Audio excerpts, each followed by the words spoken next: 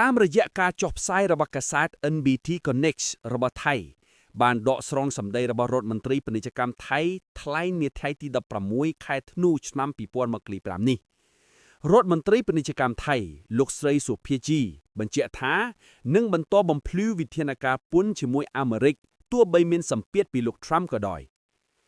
លោកស្រីសុភាជីសុផាំផាន់រដ្ឋមន្ត្រីក្រសួងពាណិជ្ជកម្មបានថ្លែងថាដំណឹងដែលថាប្រធានាធិបតីសហរដ្ឋអាមេរិកលោក Donald Trump នឹងដាក់ពន្ធលើទំនិញនាំចូលពីប្រទេសថៃនិងកម្ពុជាប្រសិនបើប្រទេសទាំងពីរមិនបញ្ចប់សង្គ្រាមនោះមិនទាន់ត្រូវបានដឹងច្បាស់នៅឡើយទេពលគឺគ្រាន់តែដឹងតាមរយៈព័ត៌មានប៉ុណ្ណោះលោកស្រីបានបញ្ជាក់ថាលោកស្រីនឹងនៅតែបន្តបំភ្លឺលម្អិតអំពីវិធានការកំណត់ពន្ធជាមួយសហរដ្ឋអាមេរិកទៅតាមសិទ្ធិដែលមានលោកស្រីបានបន្តថាការចរចាពន្ធជាមួយសហរដ្ឋអាមេរិកនឹងត្រូវបានបញ្ចប់មុនពេលមានរដ្ឋាភិបាលថ្មីឬយ៉ាងណានោះមិនទាន់ដឹងច្បាស់ទេព្រោះមានកត្តាជាច្រើនដែលត្រូវពិចារណាលោកស្រីសុភីជីក៏បានលើកឡើងផងដែរអំពីករណីដែលក្រុមប្រឹក្សាសន្តិសុខជាតិ NSC មានវិធានការលេតបន្ទឹងដែនសមុទ្រឈូងសមុទ្រថៃ